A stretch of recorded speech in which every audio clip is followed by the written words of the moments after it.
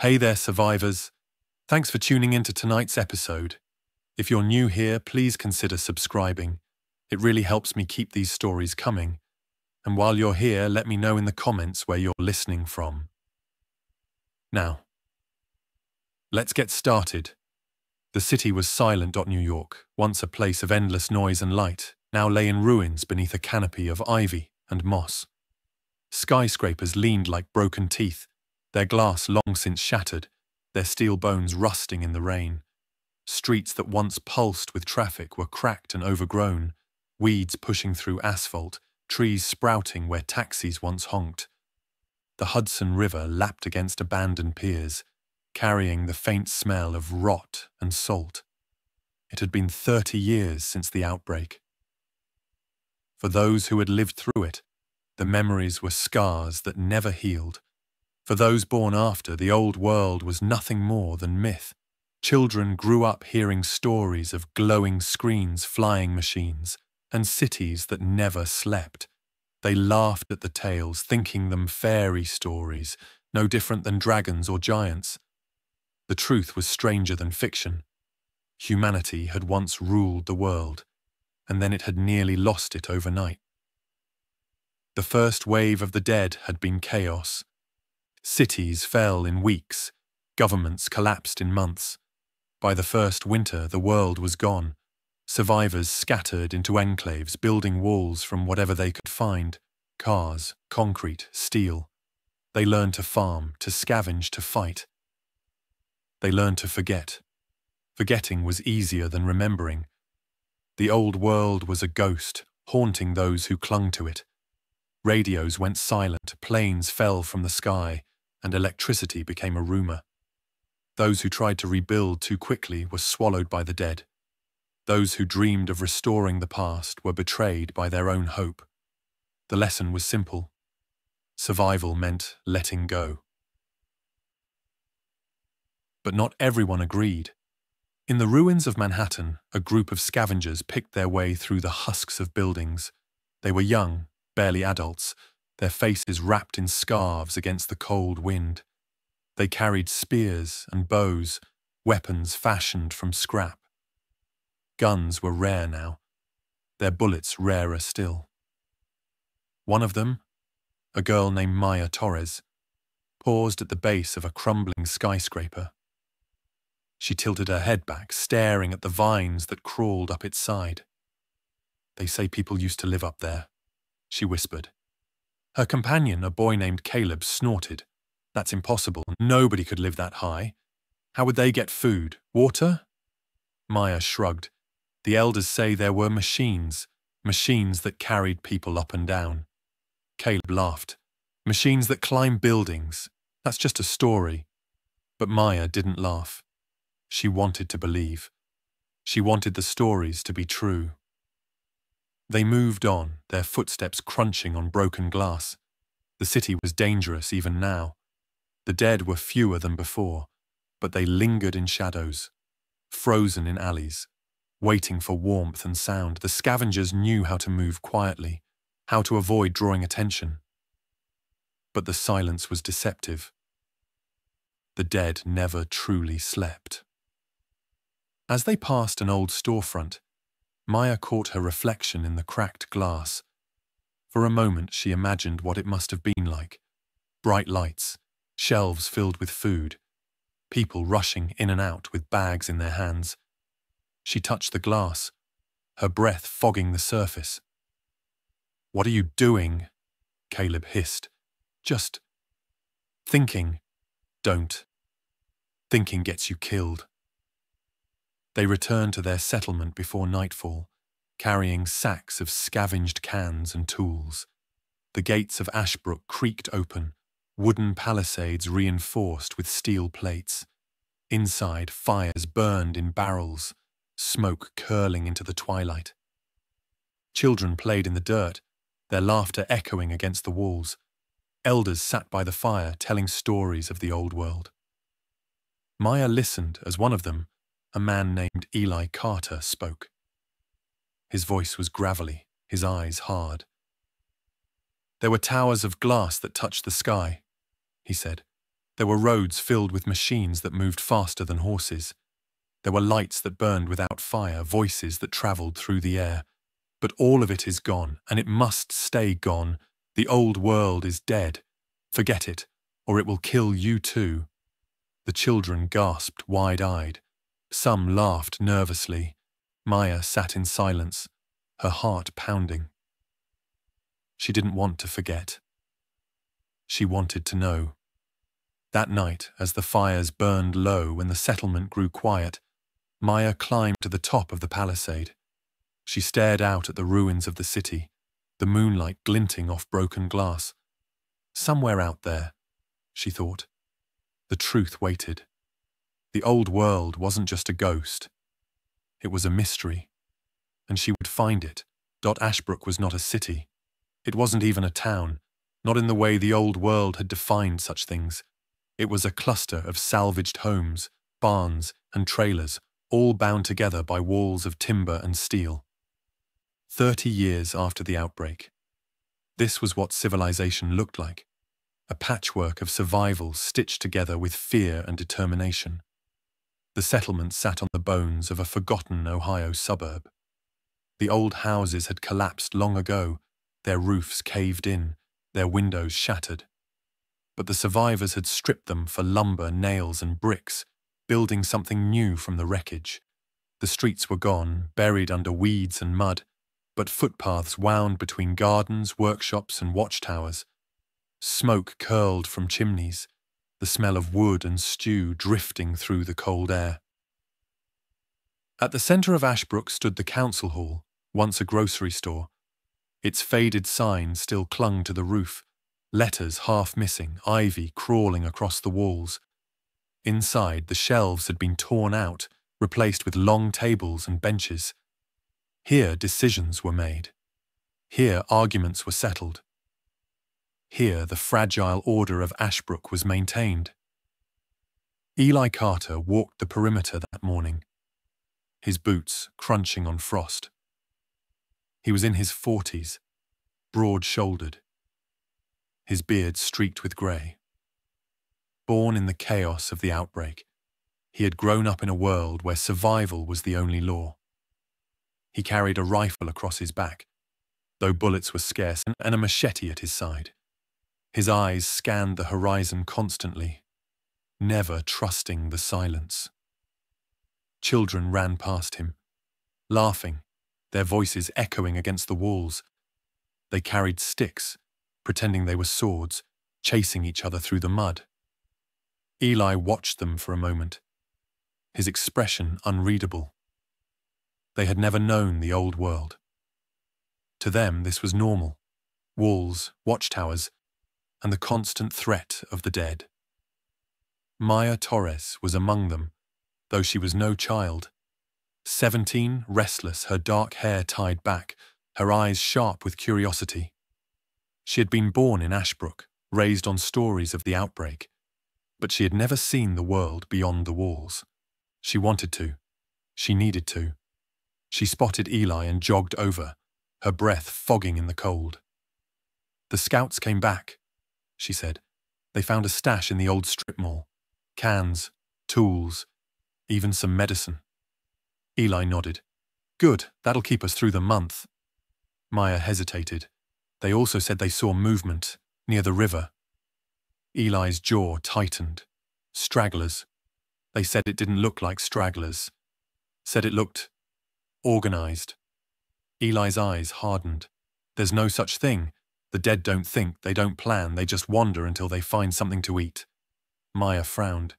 "But what if they're changing?" Eli cut her off. "Don't start with that. Fear makes people see things that aren't there. We've survived this long because we don't chase ghosts." Maya bit her lip but said nothing more. She knew better than to argue with Eli. He was respected, even feared in Ashbrook. His word carried weight. But she couldn't shake the feeling that something was different. Later that day, the settlement gathered in the council hall. The fire crackled in the hearth, casting shadows across the walls. Elders sat at the front, their faces lined with age and hardship. Eli stood among them. his arms crossed. The meeting began with trade reports. How much food had been harvested, how many tools had been repaired, how many arrows had been fletched. Then came the warnings. Scouts spoke of raiders spotted on the highways, of abandoned farms stripped bare, of strange tracks in the snow. Maya sat near the back, listening. She wanted to speak, to tell them about the stories she'd heard, about the possibility that the dead were changing. But she stayed silent. No one wanted to hear it. Not yet. When the meeting ended, the people of Ashbrook returned to their routines. Farmers tended to their crops in the greenhouses built from scavenged glass and plastic. Hunters sharpened their spears, preparing for the next trip beyond the walls. Children carried buckets of water from the well, their laughter echoing through the settlement. Life went on, as it always did. Fragile, precarious, balanced on the edge of survival. That night, Maya climbed to the top of the watchtower. The wind was cold, the stars sharp against the black sky. She looked out at the ruins beyond the walls, the skeletal remains of houses, the dark line of the forest, the faint glimmer of the river. Somewhere out there, she thought. The truth waited. Ashbrook was safe for now, but safety was an illusion, and Maya knew it wouldn't last. Night in Ashbrook was a fragile thing. The fires burned low in their barrels, smoke curling into the cold air, and the walls creaked as the wind pressed against them. Beyond the palisade, the world was silent. Too silent. The dead were fewer now, but their absence was never comforting. It meant they were waiting. Inside the council hall, the community gathered. It was tradition. Once a week, the elders told stories. For the children, it was entertainment.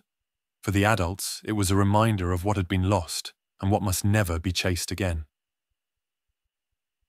Maya sat cross-legged near the front, her eyes wide, her heart restless.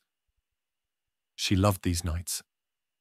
Not because she believed the stories, but because she wanted to. Eli Carter stood at the center, his voice gravelly, his presence commanding. There was a time, he began, when the night was never dark. Lights burned in every street, in every home. You could walk through a city at midnight and it was as bright as day. The children gasped, their faces glowing in the firelight. One boy whispered, "Like torches?" Eli shook his head. Not torches, machines. They made light without fire. They made it with power. Maya leaned forward. "Electricity," she said softly. Eli's eyes flicked to her, sharp. "That's the word. But don't mistake it for magic. It was dangerous. It made people weak. They forgot how to live without it. And when the dead came, their lights went out. Their machines failed. And they died." The hall was silent. The children shivered. The adults nodded grimly. Another elder, a woman named Ruth, spoke next. Her voice was softer, almost wistful. There were machines that flew through the sky. They carried hundreds of people at once, soaring above the clouds. The children laughed, disbelieving. "That's impossible," one shouted. Ruth smiled sadly. "It was real. I saw them when I was a girl. Great silver birds, faster than anything you can imagine." Maya's chest tightened. She wanted to see them, to believe in them. She wanted to know what it felt like to look down on the world from the sky. But Eli cut in, his voice hard. "And where are those flying machines now? Rusting in fields, broken in rivers, torn apart by scavengers. They were useless when the dead came.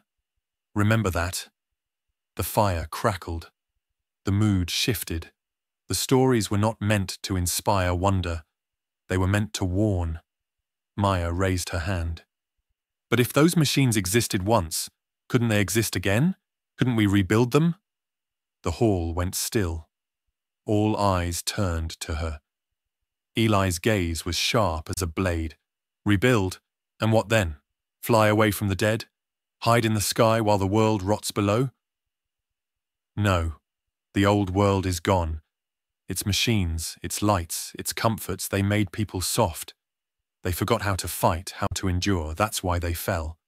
And if we try to bring it back, we'll fall too. Maya's cheeks burned, but she didn't look away. Maybe they fell because they forgot how to fight. But what if we remembered both? What if we learned to survive and rebuild? A murmur rippled through the hall. Some of the younger ones nodded, their eyes bright. The elders frowned, their faces hard. Ruth spoke gently. "Child, hope is dangerous. It blinds you. It makes you chase things that will kill you." Eli's voice was final. "The past is a grave. Leave it buried." The meeting ended soon after. Families drifted back to their homes, children whispering about flying machines and lights that never went out. The elders muttered about discipline, about the dangers of curiosity. Maya slipped outside, her breath fogging in the cold. She climbed the watchtower, staring out at the ruins beyond the walls. The moonlight glinted off broken glass, casting the skeletons of houses in silver. She thought of the stories, of lights, of machines, of flight. She thought of Eli's warning, of Ruth's sadness, and she thought of her own hunger, the ache in her chest that wouldn't let her rest. She whispered to the night, "If the old world is a grave, then maybe it's time someone dug it up." Below, the fires burned low. Inside the walls, Ashbrook slept. But Maya stayed awake, her eyes fixed on the horizon. The myths of the old world weren't just stories, they were a map, and she intended to follow it. The Ohio River had always been a boundary. On one side lay Ashbrook and the fragile safety of its walls. On the other, the wilderness stretched for miles, forests swallowing highways, towns collapsing into themselves, and the endless silence of a world abandoned. For years, the river had been a buffer, a natural barrier that kept the dead at bay. But now, the scouts whispered of movement. Eli Carter stood at the council table, his arms crossed, his face grim. The firelight flickered across his features, deepening the lines carved by years of survival.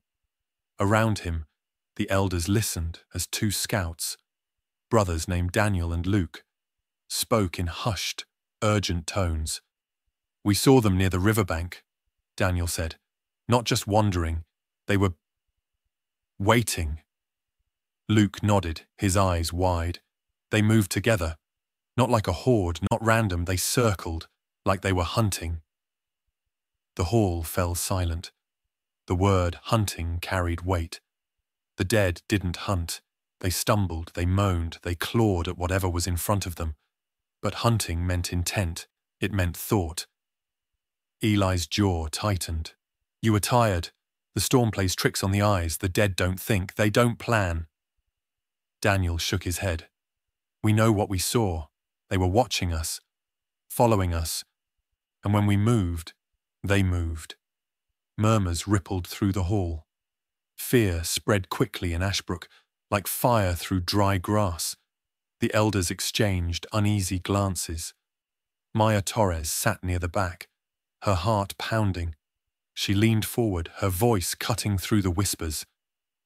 "What if they're changing?" All eyes turned to her. Eli's glare was sharp. "Not you again." Maya didn't flinch. "We've lived 30 years thinking the dead are mindless. But what if they're not anymore? What if they're learning?" The room erupted in protests. Some laughed nervously, others cursed under their breath. The idea was too dangerous, too unthinkable. Eli slammed his hand on the table. "Enough. We survive because we don't give in to fear. We don't invent monsters where there are none. The dead are what they've always been. Mindless, relentless, but predictable. That's why we can fight them. That's why we're still here." Maya's voice rose. "And what if you're wrong? What if they're not predictable anymore?" The silence that followed was heavier than the walls themselves. Eli's eyes burned into hers. "Then we're already dead." The meeting ended in tension. The elders dismissed the scouts' warnings, insisting the settlement focus on food stores and winter preparations. But the whispers didn't stop. Around the fires, people spoke of shadows moving in the trees, of moans that sounded too deliberate, too close. Mothers pulled their children closer. Guards tightened their patrols. That night, Maya climbed the watchtower again.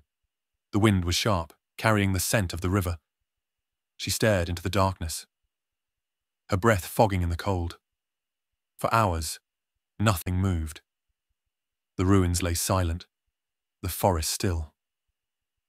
Then she saw it, a figure at the tree line. It stood motionless, half hidden in the shadows. Its eyes glowed faintly in the moonlight, fixed on the walls of Ashbrook. Maya's chest tightened. She gripped her spear, her knuckles white. Another figure appeared beside it, then another. They didn't stumble, they didn't moan. They stood still, watching. Maya's breath caught. She wanted to call out, to sound the alarm, but fear held her tongue. She blinked, and the figures were gone, swallowed by the trees. She stayed awake until dawn, her heart pounding, her mind racing. When the sun rose, the forest looked empty, innocent. But she knew what she had seen. The dead weren't just wandering anymore. They were waiting. The gates of Ashbrook creaked open at dawn, the frost still clinging to the wooden posts. The guards on watch had spotted movement on the road, too steady to be the dead, too solitary to be raiders. The settlement stirred with unease. Strangers were rare, and rarer still were those who travelled alone. Ely Carter stood at the gate, rifle slung across his back, his eyes narrowed. The figure approached slowly, wrapped in a tattered coat, a wide-brimmed hat pulled low against the cold. A long scar ran down the side of his face, visible even from a distance. He carried no pack, only a battered satchel and a machete strapped to his hip.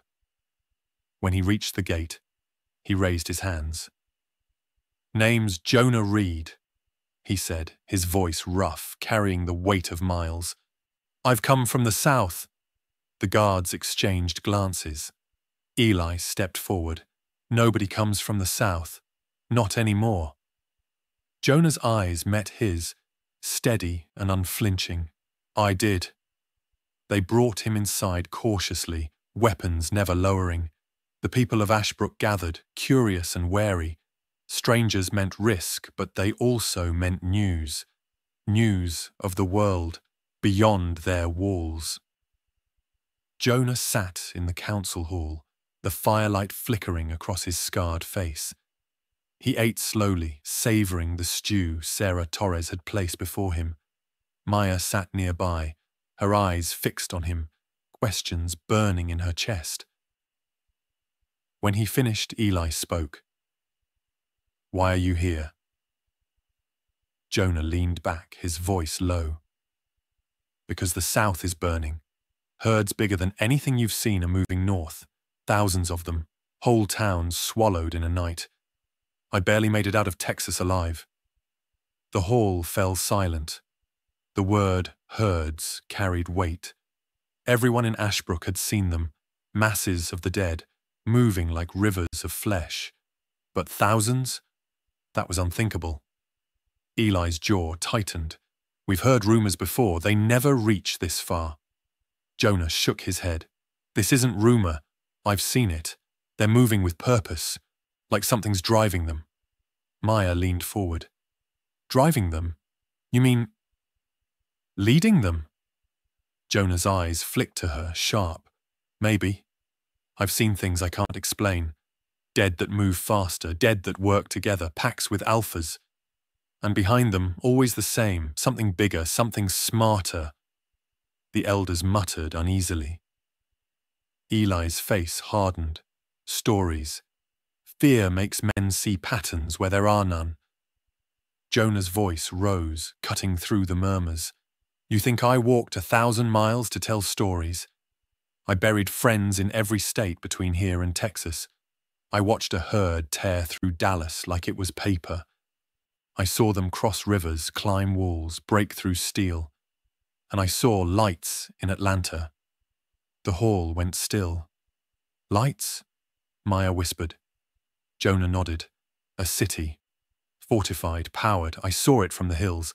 Buildings glowing in the night. Not torches. Not fires. Real lights. Electricity. Gasps rippled through the crowd. For the younger ones, it was myth made flesh. For the elders, it was a dangerous temptation. Eli's voice was sharp. Lies. There are no cities left. The old world is gone. Jonah met his gaze. Believe what you want. But I saw it. And if you stay here, you'll die when the herds come. Atlanta is the only place I've seen that looks like it can stand. Maya's heart pounded. Lights. A city. Proof that the old world wasn't just stories. Proof that rebuilding was possible. Eli slammed his hand on the table. Enough. We don't chase ghosts. We survive here as we always have. Ashbrook stands because we don't gamble on fairy tales. Jonah's voice was calm, but his eyes burned. Fairy tales don't light up the night sky. The meeting ended in chaos. Some whispered of hope, of a city reborn. Others muttered of danger, of traps and lies. The settlement was divided. That night, Maya found Jonah by the fire, sharpening his machete. She sat beside him, her voice low. You really saw it? The lights. Jonah nodded, clear as day. And if Atlanta stands, maybe humanity has a chance. Maya stared into the flames, her chest tight. She thought of Eli's warnings, of Ruth's stories, of her own restless hunger. The old world wasn't just myth. It was out there, waiting, and she would find it. The council hall was packed. Smoke from the hearth curled toward the rafters, the air thick with tension. Every family in Ashbrook had sent someone, and the benches creaked under the weight of bodies and fear. At the front, the elders sat in a row, their faces carved from stone. Eli Carter stood among them, arms crossed, his eyes fixed on Jonah Reed. Jonah leaned against the table, his scar catching the firelight. He had repeated his story twice already.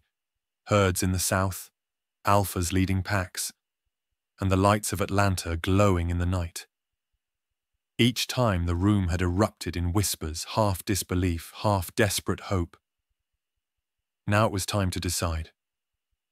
Eli's voice cut through the murmurs. We've survived 30 years by staying put, by building walls, planting crops, and keeping our heads down.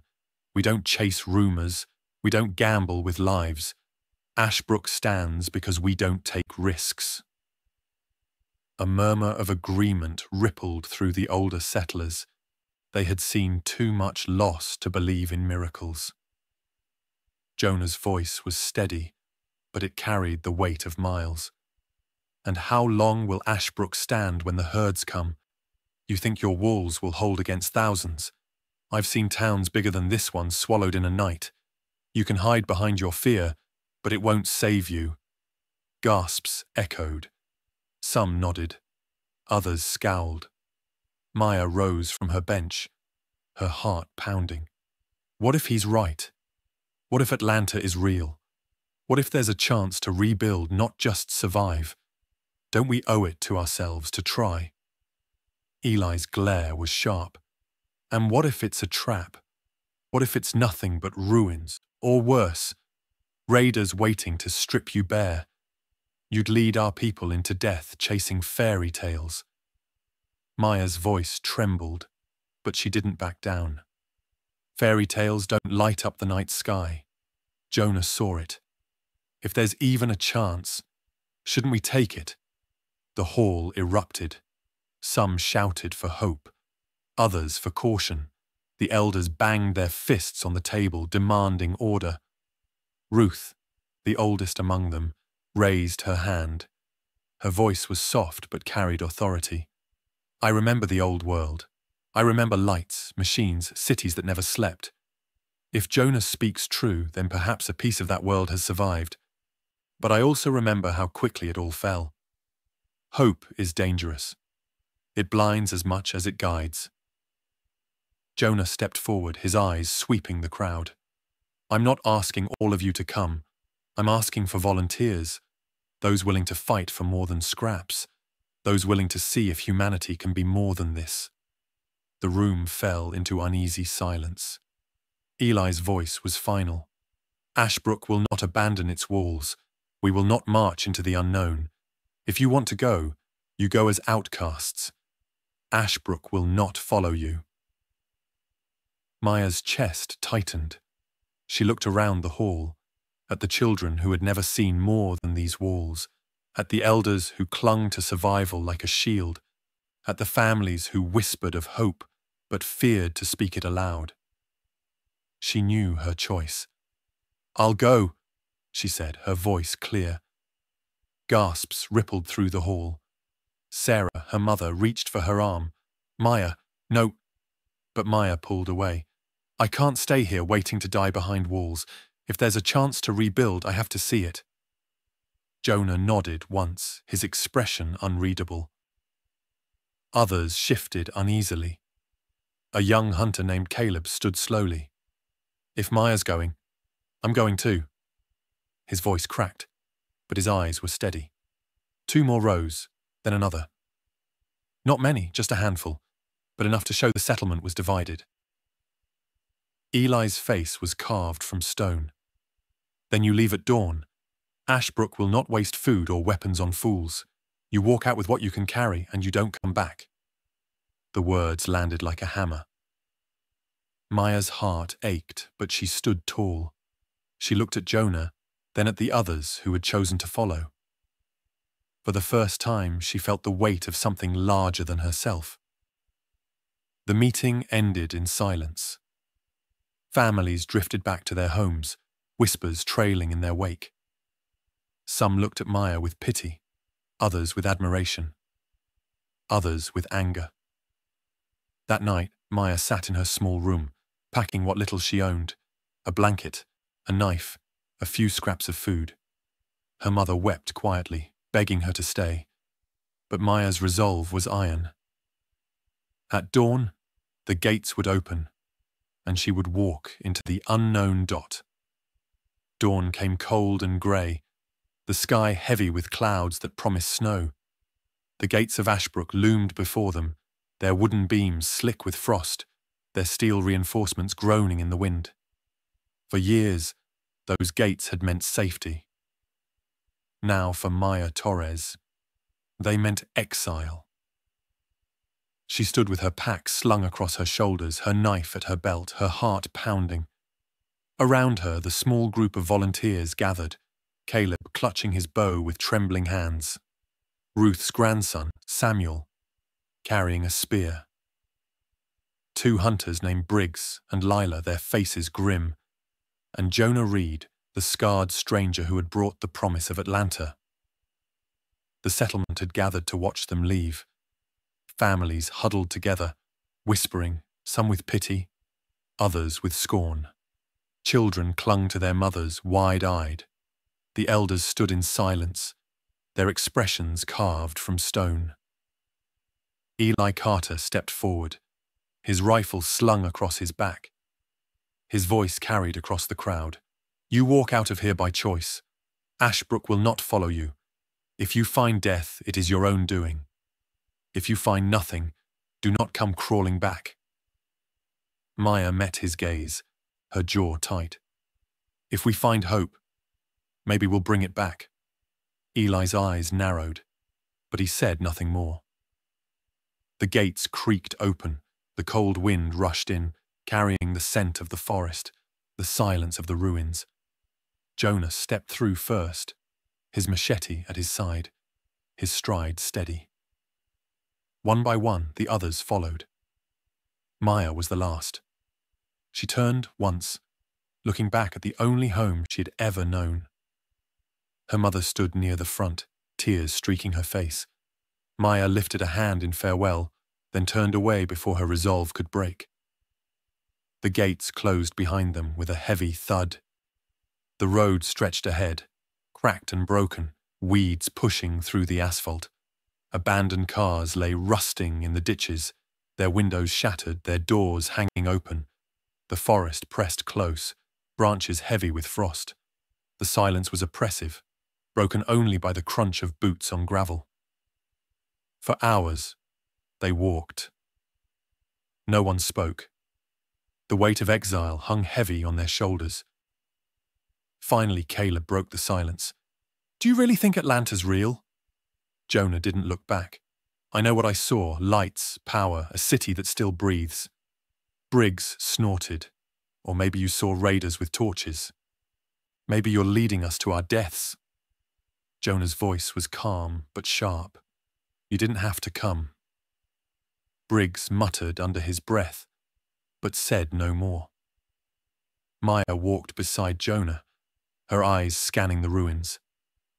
Every shadow seemed alive, every sound a threat. She thought of the figures she'd seen at the tree line, the way they had stood still, watching. She hadn't told the others.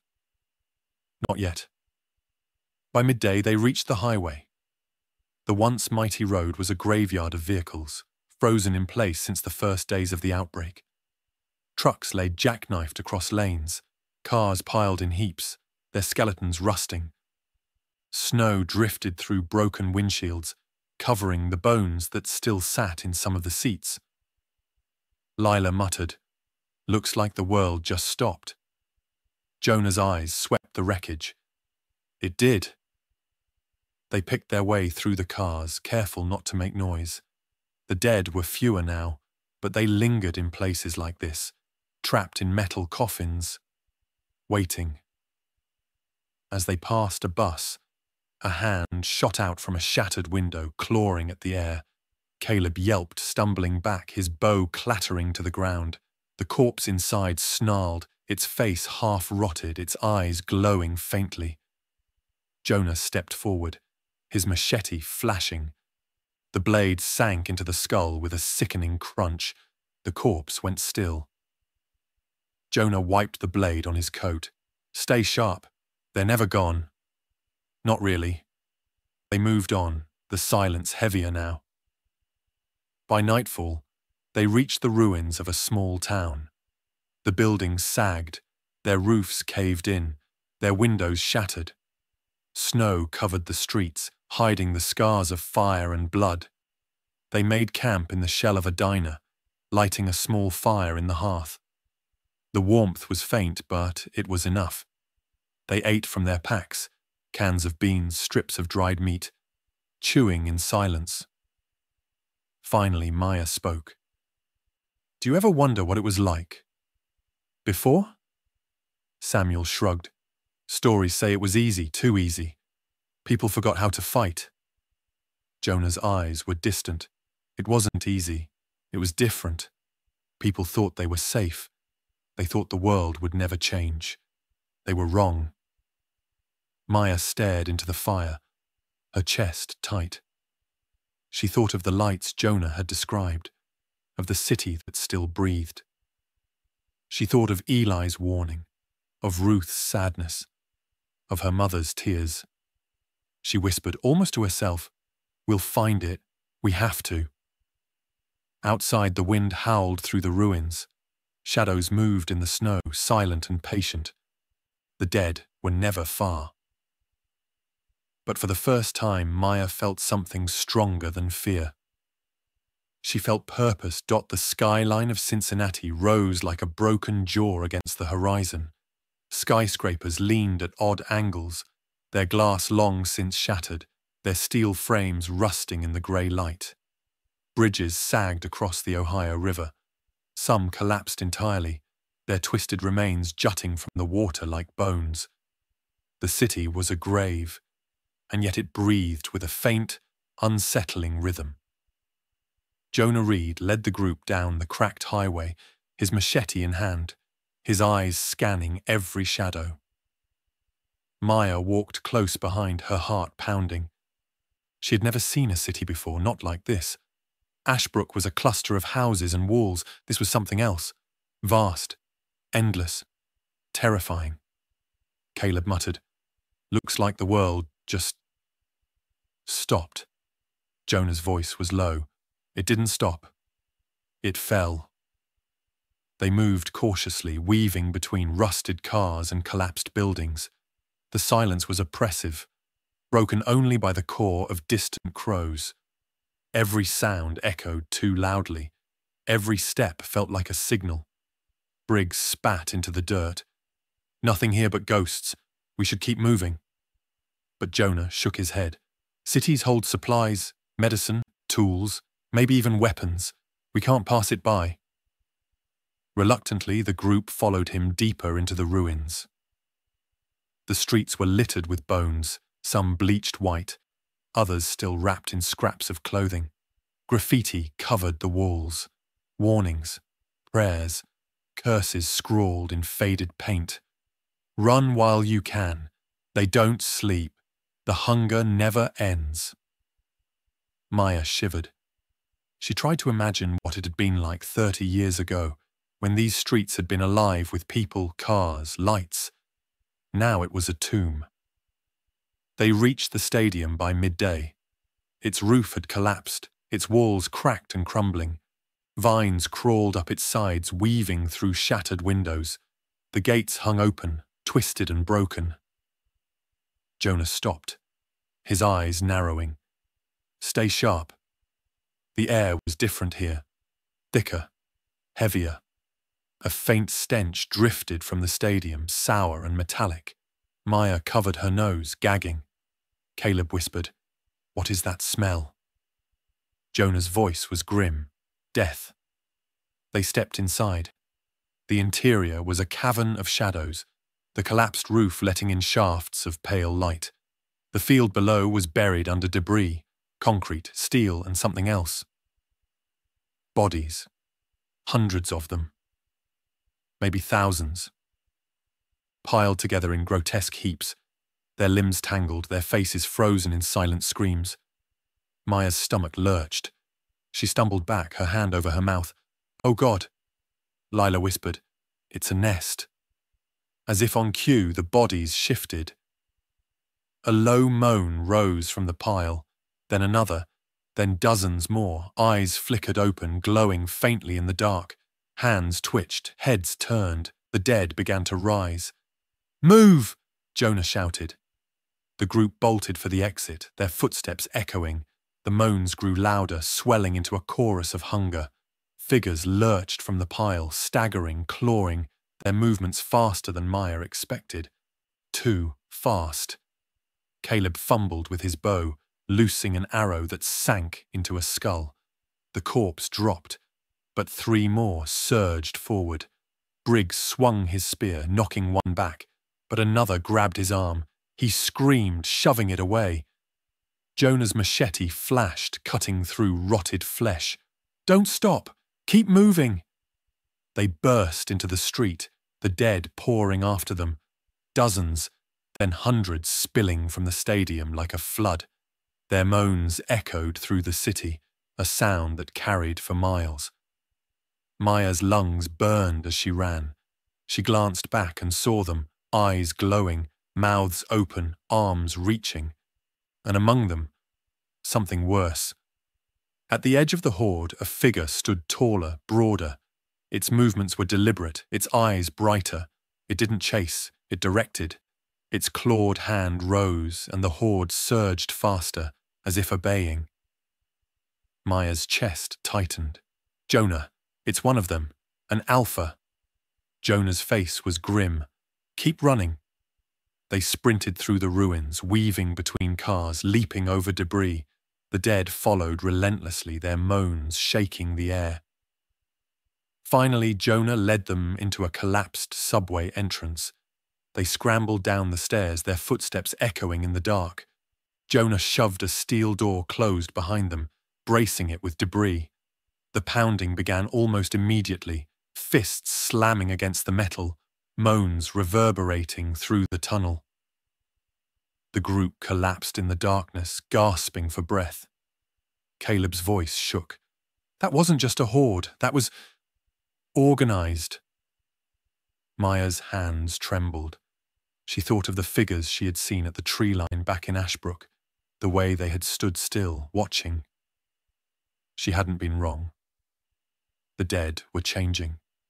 Jonah's voice was low, steady. That was just the beginning.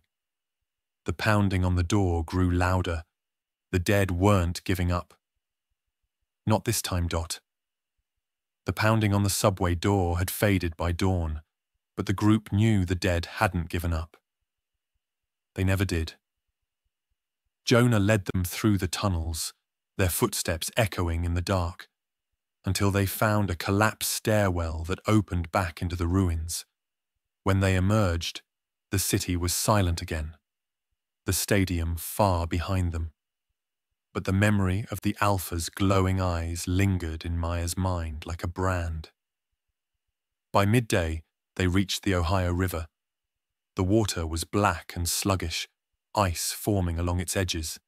The bridges that once spanned it were broken, their steel frames twisted and collapsed. Only one remained partially intact, a jagged skeleton of concrete and rebar stretching across the current. Jonah studied it, his jaw tight. "It'll hold if we move fast." Briggs cursed under his breath. "Or it'll collapse and drown us all." Maya's chest tightened. The river was wide, the current strong, but there was no other way. To reach Kentucky, they had to cross. They moved cautiously, one by one, stepping over cracks, balancing on beams. The wind howled through the gaps, the water churning below. Caleb slipped once, his arms flailing, but Maya grabbed him, pulling him back. His face was pale, his breath ragged.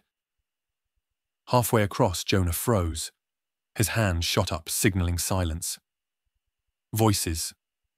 From the far side of the bridge, figures emerged. Not the dead. Living men, wrapped in rags and leather, their faces painted with ash. They carried spears, axes and rifles scavenged from the ruins. Their eyes gleamed with fanatic fire. One stepped forward, his voice booming across the river. "Children of hunger, the river delivers prey." Maya's stomach dropped. Raiders. The men began to chant, their voices rising in unison. "The hunger is eternal, the hunger must be fed." Jonah's face hardened. Cultists. They worship the dead. The raiders surged onto the bridge, weapons raised. "Run!" Jonah shouted. The group bolted, their footsteps pounding on the cracked concrete. The raiders charged, their chants echoing. Spears flew, clattering against the bridge. One grazed Samuel's arm, drawing blood. He stumbled, but Lila pulled him forward. Maya's lungs burned as she ran. She glanced back and saw them, faces painted like skulls, eyes wild, mouths open in screams of devotion. They weren't just raiders. They were zealots. At the center of the bridge, the two groups collided. Jonah's machete flashed, cutting through a raider's throat. Briggs swung his spear, knocking another into the river. Caleb loosed an arrow, striking one in the chest. The man fell, screaming, swept away by the current. Maya fought with her knife, slashing at hands that grabbed for her. Blood sprayed, hot and metallic. Her heart pounded, her vision blurred.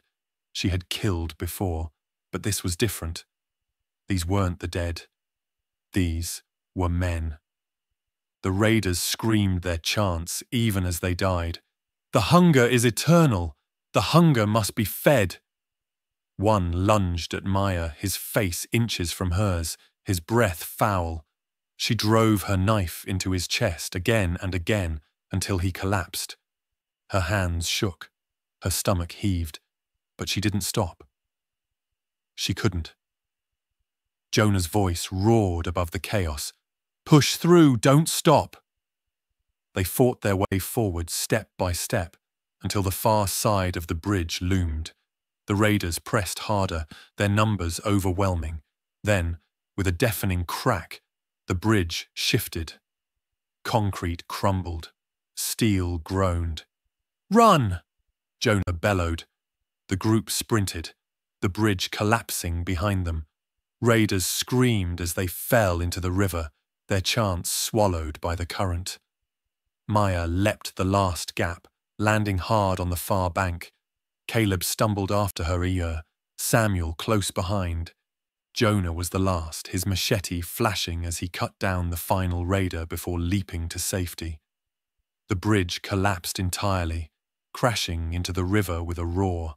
The water swallowed the wreckage, carrying bodies downstream. Silence fell. The group stood gasping on the far bank, their faces pale, their clothes spattered with blood. The river churned behind them, erasing the battle as if it had never happened. Maya's hands trembled. She stared at the blood on her knife. At the bodies swept away, she whispered, "They weren't dead. They were alive."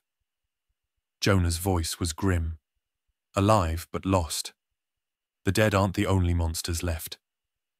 The group moved into the forest, leaving the river behind. The chants still echoed in Maya's ears, a haunting refrain. The hunger is eternal. The hunger must be fed. She knew then that the dead weren't the only threat.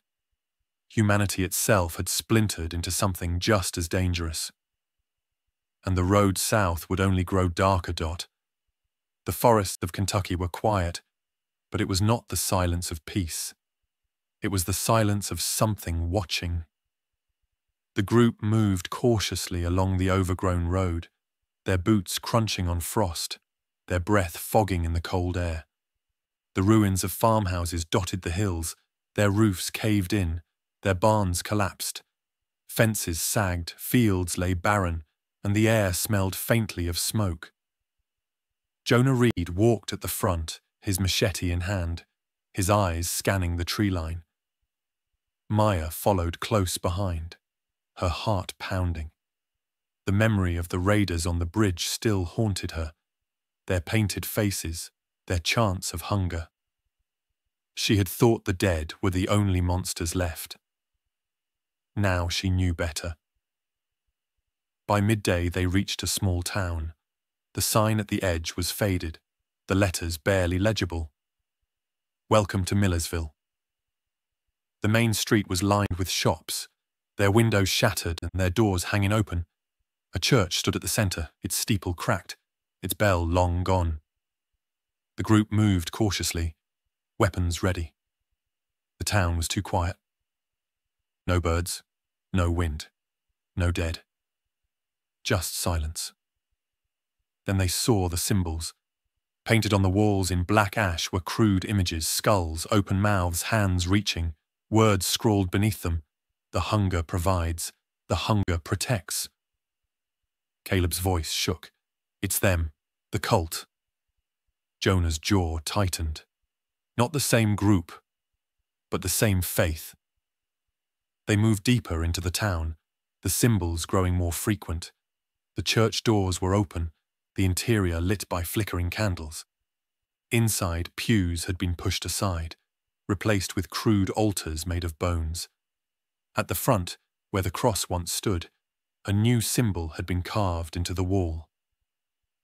A circle of teeth surrounding a single eye. Maya's stomach turned. They worship the dead. Jonah's voice was grim. They've forgotten the old world, forgotten everything but hunger. A sound echoed from the back of the church. Footsteps. The group spun, weapons raised. Figures emerged from the shadows, their faces painted white, their eyes wide with fanatic fire. They carried knives, clubs, and torches. One stepped forward, his voice calm, almost soothing. "You are trespassers in the house of hunger, but the hunger is merciful. Lay down your weapons, and you may be spared." Briggs spat. "Spared? You're lunatics." The man smiled. "We are faithful. The dead are eternal. They do not forget. They do not forgive. They only consume. And in their consumption they give us purpose." Jonah's machete gleamed in the candlelight. "We're not here to join your madness." The man's smile widened. Then you will feed the hunger. The cultists surged forward. The church erupted in chaos. Jonah swung his machete, cutting down the first attacker. Briggs thrust his spear, knocking another back. Caleb loosed an arrow, striking one in the chest. Maya fought with her knife, slashing at hands that grabbed for her. The cultists screamed their chants as they fought. The hunger provides. The hunger protects. Maya's heart pounded. She had fought the dead before, but this was different. These were people, living, breathing, choosing this madness. She slashed at a cultist's arm, blood spraying across the altar. The man laughed even as he fell, his voice a whisper. The hunger takes us all. Jonah shouted, "Out! Now!" They fought their way to the door, bursting into the cold air. The cultists followed, their torches blazing, their chants echoing through the empty streets. The group ran, their boots pounding on cracked pavement, the firelight chasing them. They didn't stop until they reached the forest. The cultists' voices faded behind them, swallowed by the trees. The group collapsed in the snow, gasping for breath. Caleb's face was pale. "They're insane. All of them." Jonah's voice was grim. "They're desperate. 30 years without the old world, and people will believe anything, worship anything. Even the dead." Maya stared into the darkness, her chest tight. She thought of Ashbrook, of Eli's warnings, of Ruth's stories. She thought of the lights Jonah had seen in Atlanta. The old world was gone, but its absence had left a void, and in that void, new faiths had risen. Faiths built on fear, on hunger, on death. She whispered, "If we don't rebuild, this is all that's left." The group sat in silence, the forest pressing close around them. The dead were still out there, waiting. But now Maya knew the truth.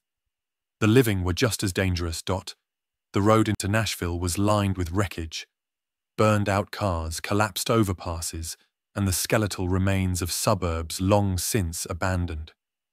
But as the group drew closer, they saw something they hadn't seen in weeks.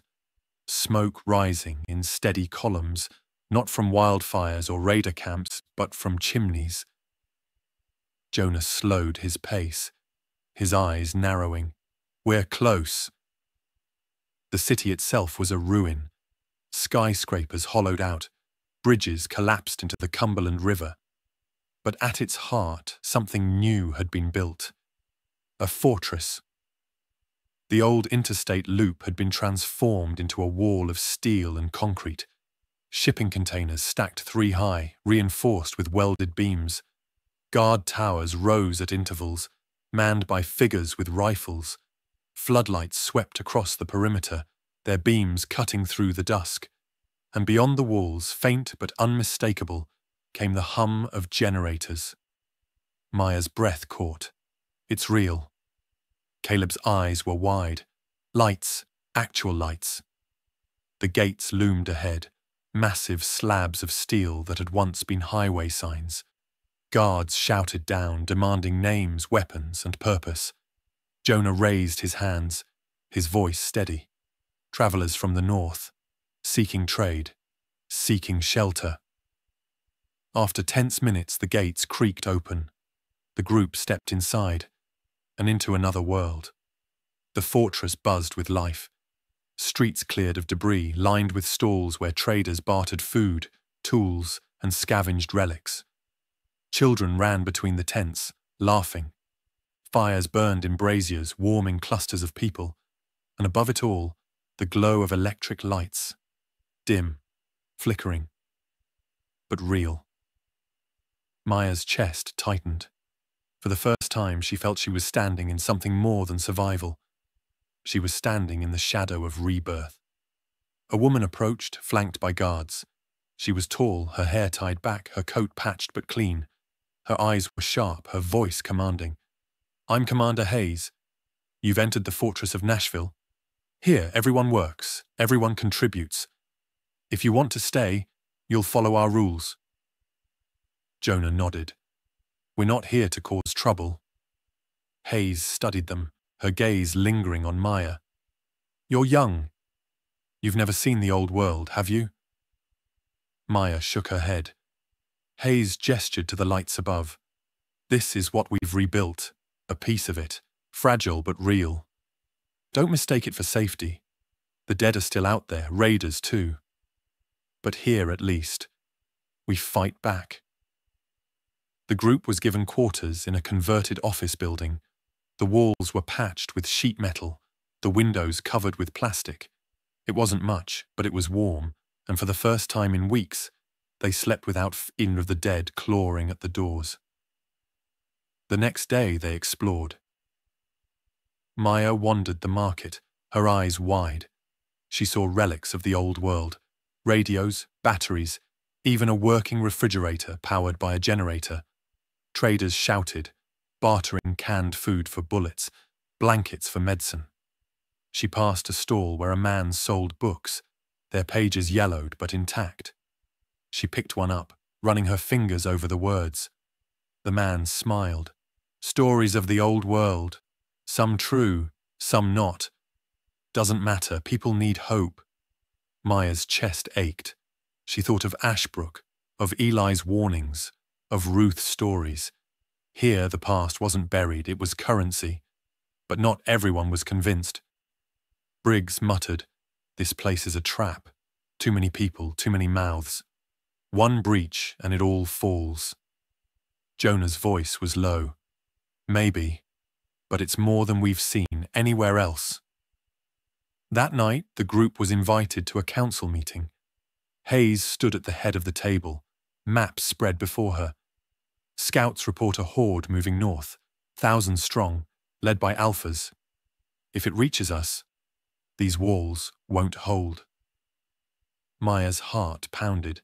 She thought of the stadium in Cincinnati, of the alphas' glowing eyes. Hayes continued, "We need allies, settlements to the north, to the west. If we stand alone, we fall.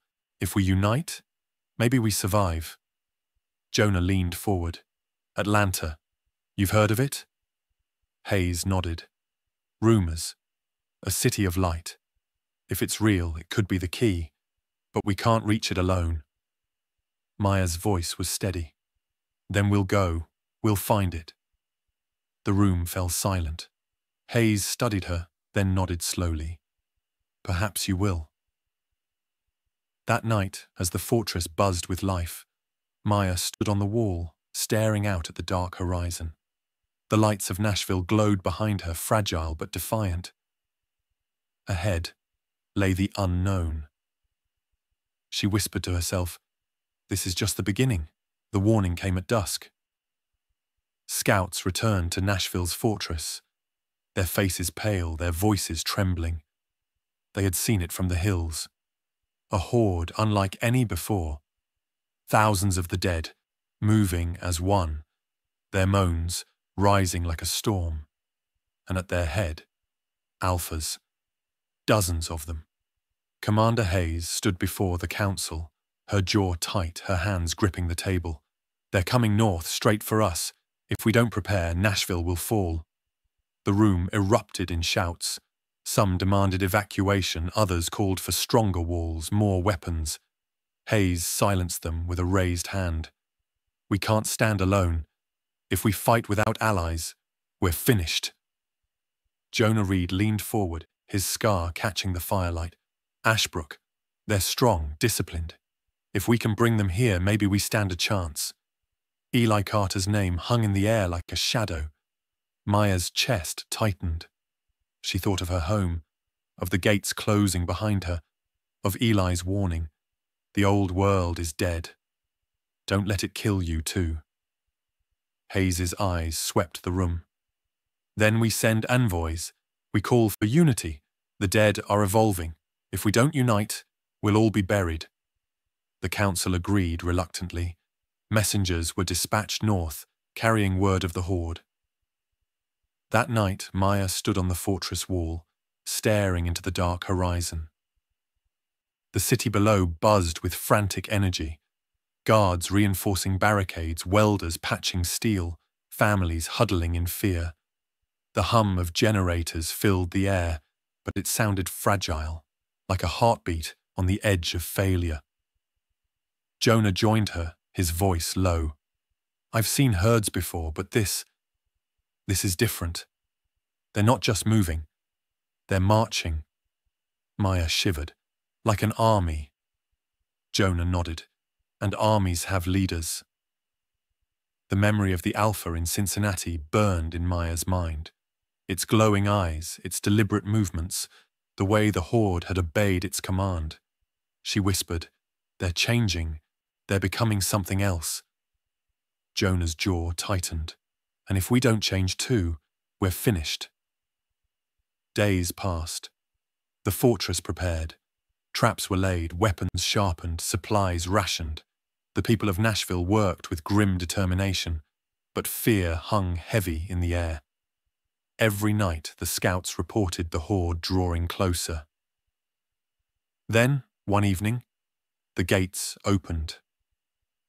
A column of weary travelers entered, Ashbrook's militia. At their head was Eli Carter. His beard was grayer, his eyes harder, but his presence was the same, unyielding, commanding. Maya's breath caught. She hadn't seen him since the day she left. Eli's gaze swept the fortress, the lights, the walls, the people. His face betrayed nothing. When he saw Maya, his eyes narrowed, but he said nothing. Commander Hayes greeted him with a firm handshake. You came. Eli's voice was gravel. Your messengers spoke of a horde. If it's true, then we fight. Not for you, not for your lights, for survival. The alliance was uneasy, but it was real. Ashbrook's fighters joined Nashville's guards, their discipline strengthening the fortress. For the first time, Maya felt a flicker of hope. That night, she approached Eli by the fire. The silence between them was heavy. Finally, she spoke. You came. Eli's eyes were cold. I came because I had no choice. You think this place is salvation? It's a trap. Too many people, too many mouths. When the walls fall, they'll all die screaming. Maya's voice trembled, but she stood firm. Maybe, but at least they're trying. At least they're fighting for more than scraps. Eli's jaw tightened. Hope is a weakness. It blinds you. Maya met his gaze. No, hope is the only reason we're still alive. The fire crackled between them, the argument unfinished, the wound unhealed. At dawn, the scouts returned with the final report. The horde was near. Thousands of the dead, their moans shaking the earth. And at their head, alphas, taller, stronger, their eyes glowing like embers. The fortress braced for war. Maya stood on the wall, her spear in hand, her heart pounding. Below, the people of Nashville gathered, their faces pale but determined. Ashbrook's militia lined the barricades, their weapons ready. The horizon shifted. At first, it looked like mist. Then it moved. A sea of bodies, endless, relentless, surging forward. The sound was deafening, a chorus of hunger, a storm of death. And at the front, the alphas. Maya's chest tightened. She whispered to herself, this is it. The alpha horde had come. The first glimpse of Atlanta came at dawn. From the hills, the survivors saw it rising from the ruins, a city reborn. Towers still stood, their windows patched with steel and glass. Floodlights swept across the skyline, powered by hydroelectric dams on the Chattahoochee. Smoke curled from chimneys and banners fluttered from rooftops. For the first time in 30 years, a city breathed again. Maya's chest tightened. It's real. Jonah's scarred face softened. Told you. But even as hope surged, the horizon shifted. A sound rolled across the land, low and thunderous. The Alpha Horde. From the north they came. Thousands of the dead, their moans rising like a storm. The ground shook beneath their weight, dust rising in clouds. And at their head, The alphas, taller, stronger, their glowing eyes burning like coals. They moved with purpose, their clawed hands gesturing, directing the horde like generals commanding an army. The gates of Atlanta opened. Militias poured out, armed with rifles, spears, and flamethrowers cobbled from scavenged tanks. The walls bristled with defenders, their faces grim. Commander Hayes barked orders, her voice carrying across the chaos. "Hold the line! Don't let them breach!" Eli Carter stood among Ashbrook's militia, his rifle steady, his eyes hard. He had sworn never to chase ghosts, but here he was, standing in the shadow of a city of light. The battle began with fire. Flamethrowers roared, sheets of flame sweeping across the front ranks of the horde. The dead shrieked, their bodies igniting, collapsing into ash. Gunfire cracked, arrows whistled, spears flew. The first wave fell, but more surged forward, climbing over the corpses of their own. Maya fought on the wall, her spear flashing, her arms burning with effort. She drove the blade into skulls, shoved bodies back, screamed until her throat was raw. Caleb loosed arrows beside her, his hands shaking but steady. Samuel swung his spear, his face pale but determined. Jonah was everywhere, on the barricades, in the streets, his machete flashing, his voice roaring above the din. "Hold! Don't give them ground!" The alphas struck next. One leapt onto the wall, its claws tearing through steel. It roared, its glowing eyes locking on Maya. She thrust her spear, but it caught the shaft, snapping it like a twig. It lunged, its claws slashing. She stumbled back, her chest tight with terror. Jonah appeared, his machete sinking into the alpha's neck. The creature shrieked, its blood black and steaming. Jonah shoved it from the wall, his face grim. "They're stronger, smarter. Don't fight alone." The horde pressed harder. The walls shook. The gates groaned. Defenders screamed as they were dragged down, torn apart. The air was thick with smoke, blood and fire. Eli fought like a man possessed, his rifle cracking, his machete flashing. For years he had preached survival through isolation, but now, surrounded by strangers, he realized the truth. Survival meant unity. He shouted to his men, his voice raw. "Stand together, don't break!" Hours passed. The sun rose higher, the battle raging through the streets. The dead poured over the walls, flooding alleys and plazas.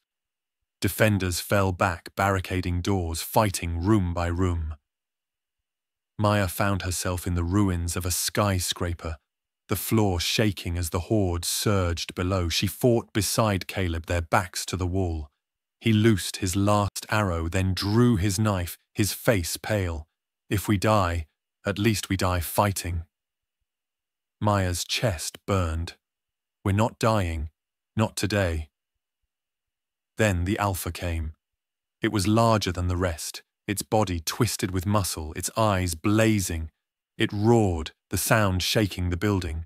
The horde surged with it, their movements synchronized, their hunger focused. Jonah charged, his machete raised. He slammed into the Alpha, driving it back, his blade flashing. The creature roared, its claws raking across his chest. Blood sprayed, hot and red. Jonah staggered, but he didn't fall. He turned to Maya, his voice a ragged roar. "Go! Lead them! Don't stop!" The Alpha struck again, its claws sinking deep. Jonah fell, his machete buried in the creature's skull. Both collapsed, the horde surging over them. Maya screamed, but there was no time. She grabbed Caleb's arm, dragging him back. The defenders rallied, pushing the horde into the streets, flames consuming the dead. By nightfall, the city still stood. The horde was broken, the Alphas slain, but the cost was heavy. Bodies littered the streets, smoke rose from burning towers, and the air reeked of blood. Maya stood on the wall, her face streaked with ash and tears. She looked at the city, scarred, battered, but alive. Eli stood beside her, his voice low. We held. Maya's chest ached. At what cost? Eli's eyes were hard. At the only cost that matters. Survival. The lights of Atlanta flickered in the night, fragile but defiant. The Battle of Atlanta was over, but the war for humanity's future had just begun. The fires of Atlanta still burned. Smoke curled into the night sky, carrying the stench of blood and ash. The streets were littered with corpses, both the dead and the living, while the walls of the city groaned under the weight of battle. The Alpha Horde had been broken, but the cost was carved into every face, every body, every silence. Maya stood on the wall, her spear slick with blood, her arms trembling. Her eyes searched the battlefield below, but she already knew. Jonah Reed was gone. She had seen him fall, his machete buried in the skull of an Alpha, his body dragged down by the Horde. His roar still echoed in her ears. Go, lead them, don't stop. He had bought them time with his life, and the city still stood because of it. Caleb approached, his face pale, his hands shaking. He saved us, he whispered. Maya's throat tightened. He saved everyone. The survivors gathered in the plaza at dawn. Fires smouldered, casting long shadows across the broken streets. Commander Hayes stood at the front, her coat torn, her face streaked with soot. Eli Carter stood beside her, his rifle slung across his back. His eyes hard but weary. Hayes's voice carried across the crowd. We held, against thousands, against Alphas, against the storm itself. We held, but we did not hold alone. We held because of sacrifice, because men and women gave their lives so that others could live. Jonah Reed was one of them.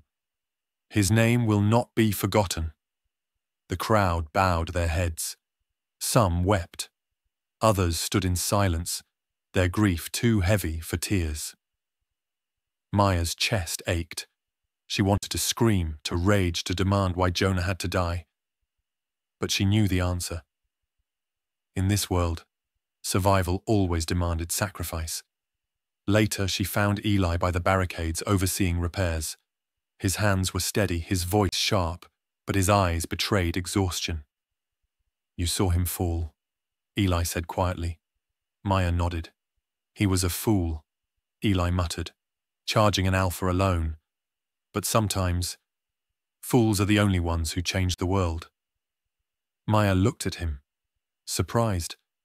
For the first time, Eli's voice carried something other than cynicism, something almost like respect. He believed in more than survival. Maya said softly, he believed we could rebuild. Eli's jaw tightened. Belief doesn't stop claws.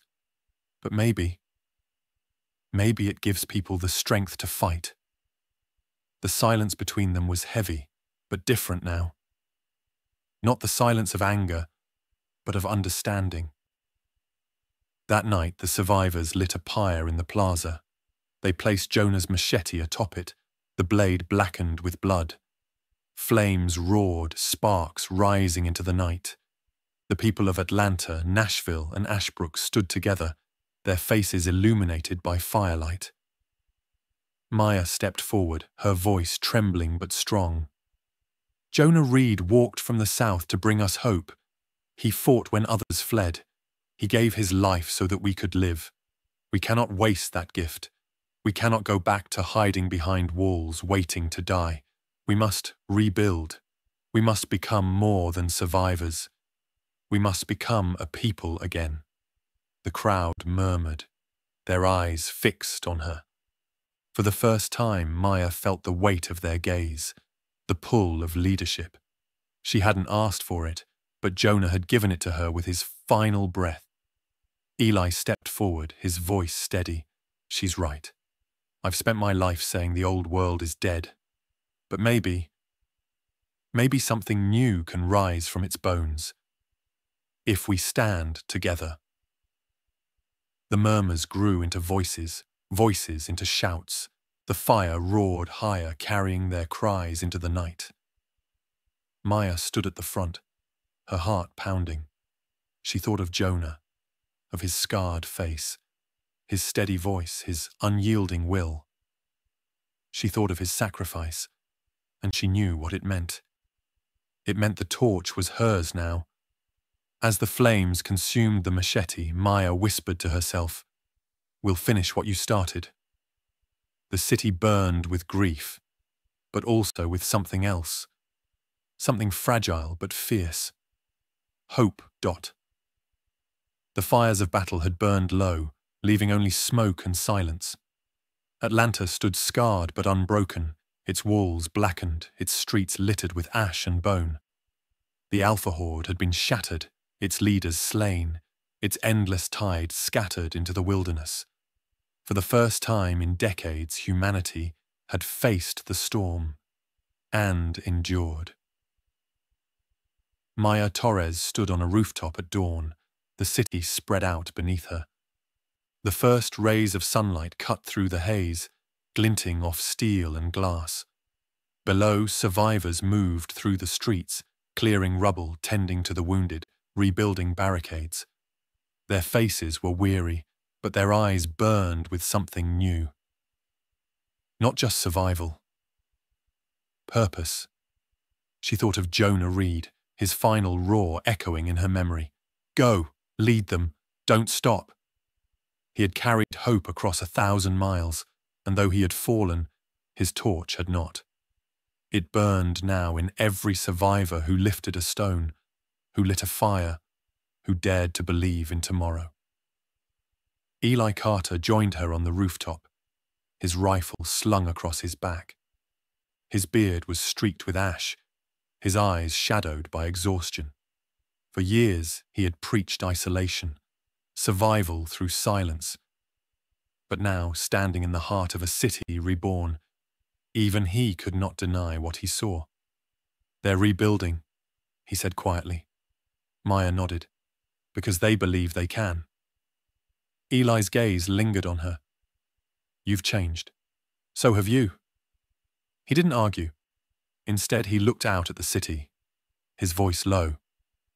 "I spent my life telling people the old world was dead, that chasing it would kill us. But maybe this isn't about the old world. Maybe it's about something new." Maya's chest tightened, not remembering what we lost, but building what comes after. The city stirred with life. Children played in the rubble, their laughter echoing through the streets. Traders set up stalls, bartering food for tools, blankets for medicine. Engineers worked on the generators, coaxing more power from the river. And on the walls, guards stood watch, their weapons ready, their eyes scanning the horizon. Atlanta was no longer just a rumor. It was a beacon. That evening, the survivors gathered in the plaza. Fires burned in braziers, casting warm light across the crowd. Commander Hayes stood at the front, her voice carrying over the people. "We faced the Alpha Horde. We faced the storm, and we did not fall. But this victory is not the end. It is the beginning. For 30 years, we have lived in fear, hiding behind walls, clinging to scraps. No more. Tonight we declare Atlanta the heart of a new world, a place where humanity does not just survive, but lives." The crowd erupted in cheers, their voices rising into the night. Maya stepped forward, her heart pounding. She hadn't planned to speak, but the words came anyway, pulled from the fire in her chest. "We are not the old world. We are what comes after. We are the children of survival, the heirs of sacrifice. We carry the scars of the past, but we will not be defined by them. We will build something stronger, something better, and we will never forget those who gave their lives so we could stand here tonight." The crowd fell silent, their eyes fixed on her. Then slowly the cheers began again, louder this time, fiercer, filled with hope. Eli watched from the edge of the plaza, his expression unreadable. But when Maya's eyes met his, he gave the smallest of nods. Later, as the fires burned low and the city settled into uneasy rest, Maya climbed once more to the rooftop. She looked out at the horizon, at the ruins stretching into the distance. The world was still broken, still dangerous. The dead still roamed. The cult still thrived. The wilderness still swallowed towns whole. But for the first time, she didn't see only ruin. She saw possibility. She whispered into the night, her voice steady. We are not the old world. We are what comes after. The lights of Atlanta flickered behind her, fragile but defiant. A new dawn had come, and humanity, scarred but unbroken, was ready to rise.